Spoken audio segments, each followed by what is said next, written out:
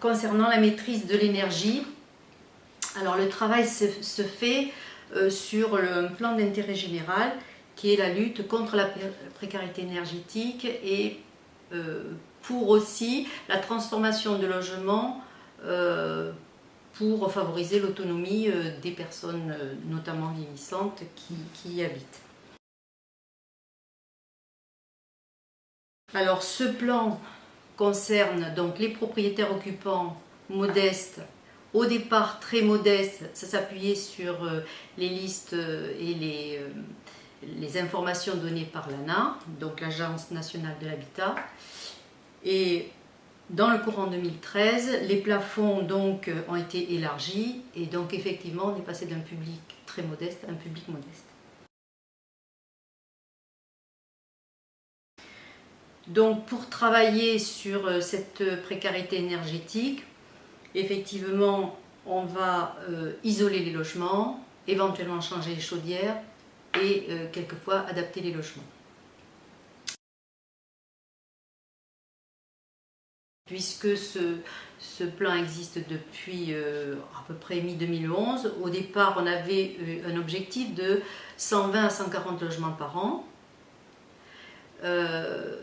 Aujourd'hui en 2013, donc l'objectif était toujours de 120 logements, début 2013, avec un budget de 180 000 euros. Dès juillet 2013, on a doublé cet effectif puisque les plafonds de l'ANA ont été élargis. On est arrivé à 240 logements avec une augmentation de financement de 108 000 euros. Et maintenant en septembre, donc, on augmente encore le nombre de logements de 80, donc avec une augmentation budgétaire de 100 000 euros.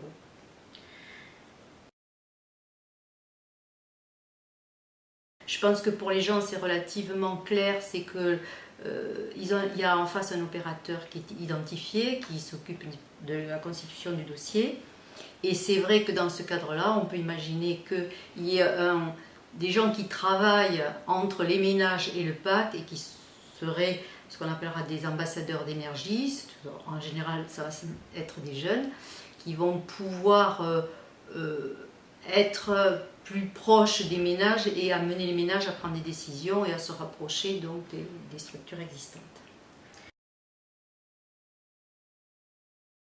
Pour un propriétaire qui avait 60 mètres carrés, c'est un cas concret, et qui avait une facture d'énergie annuelle de 1 800 euros et qui se plaignait quand même de ne pas être dans de bonnes conditions de chaleur.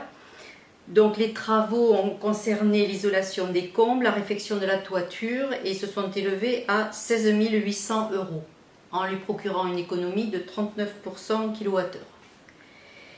La facture d'énergie a été divisée par 3 et sur ce montant de 16 800 euros, il ne lui est resté à charge que 21% du coût total. Bon, après, bien évidemment, le calcul du reste à charge dépend des moyens du propriétaire occupant qui en fait la demande.